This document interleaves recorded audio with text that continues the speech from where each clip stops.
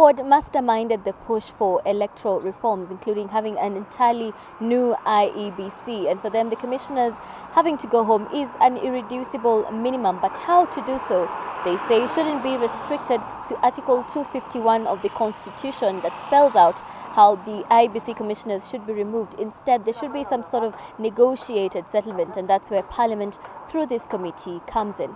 You know that it's time to leave when you have lost confidence in terms of the provisions of Article 73.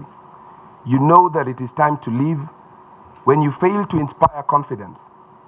You know that it is time to leave when consistently issues of transparency and accountability continue to dog you as a commission less than 2 years to the elections. Should those people, Mr. Chair, refuse, because they have a constitutional right as well, should the staff or the commissioner say they are staying put, they are clean, they have not done anything wrong, follow Article 251, can we get a confirmation from CORD that they will abide by the Constitution? The leadership of the coalitions will issue statements in support of the final resolutions of this committee. So to go further will be to put the cart before the horse. I know of no alternative to law, to lawful ways of doing things. I know of no alternative, because the alternative of doing things against the law is anarchy. CORD says the IEBC misconducted itself during the last general election, including deliberately mishandling the procurement of voter material.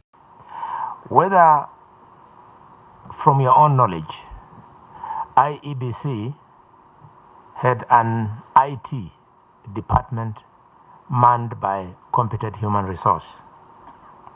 And if your answer is yes, would it be your evidence to this select committee that the failure of technology, information technology in 2013 was by design? These 17,000 phones, the users have not been trained. How do you think that this system will work? And some of them were even getting these phones during the voting exercise, on the material voting day. 17,000 of them. Some even never go to the polling station themselves.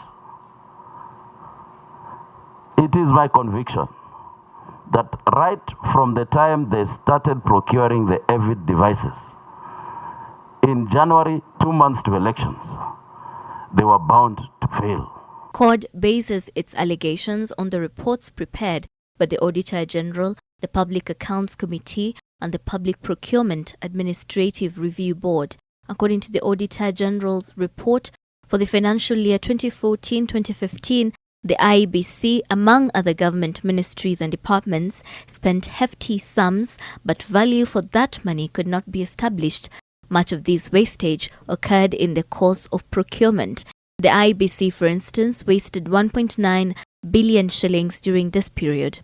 The report of the Auditor General further notes that the IEBC made irregular payments for transportation of election material in the financial year 2012-2013. The IEBC is expected back before the Parliamentary Committee and will respond to a written request by 4 of its commissioners offering to leave public service.